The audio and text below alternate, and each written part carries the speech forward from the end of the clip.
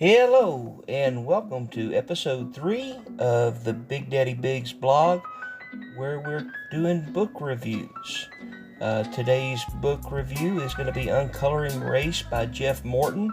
But before we go any further, I'd like to ask you to do me a favor and just hit that like button and subscribe to the channel if you would, and be so kind. I would really appreciate it. So now, without any further ado, let's get into the book review. Uncoloring Race by Jeff Morton offers a deep, introspective look at racial identity and spirituality viewed through a biblical and messianic lens.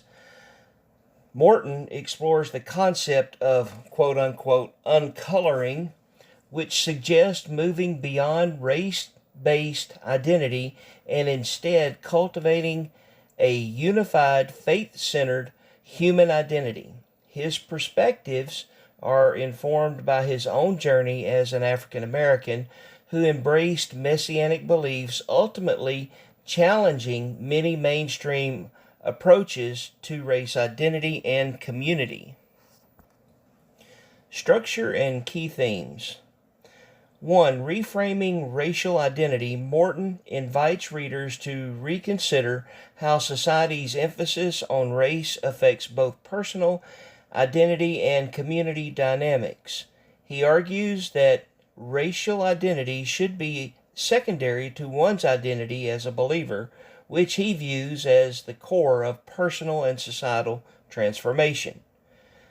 Biblical foundation for unity. Central to Morton's approach is the belief that a shared spiritual identity rooted in biblical values transcends racial differences. Drawing on Scripture, he presents the case for unity within the faith community, grounded in the belief that God's kingdom is inclusive and universal.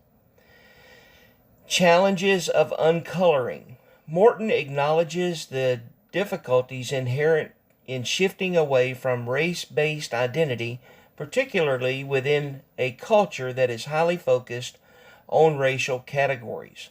He shares personal experiences and insights, reflecting on how he has confronted both internal and societal pressures regarding race. Critique of social and political movements. Morton is often critical of movements that focus on race-based advocacy. He suggests that while addressing social justice is essential, these movements may sometimes deepen divisions rather than foster true identity. He emphasizes the importance of approaching justice from a faith-centered rather than race-centered perspective. Practical application. In the latter sections, Morton provides guidance for applying these ideas practically.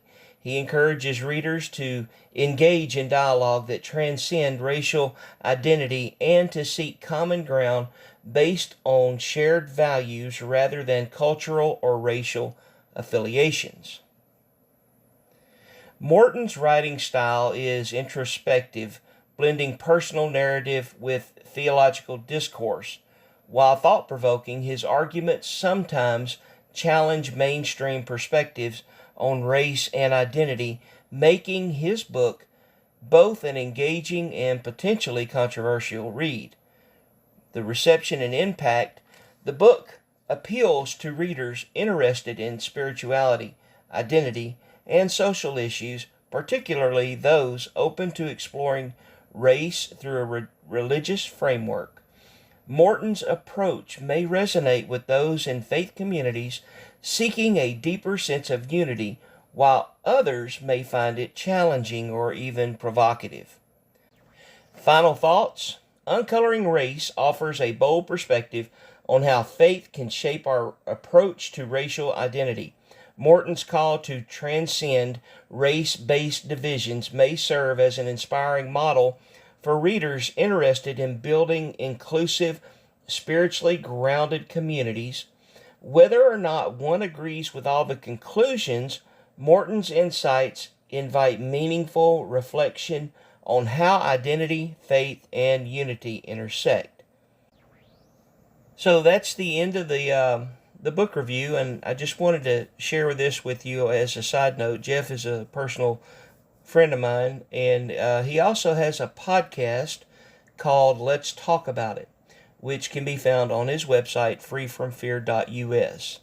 I recommend you check out both as soon as possible. They're not going to let you down. Also, his book, Uncoloring Race, can be bought on Amazon. I'll include links in the website and in the video, the audio on YouTube. So I thank you for joining me. I hope you have a good rest of your day, and if you can, be a blessing to somebody.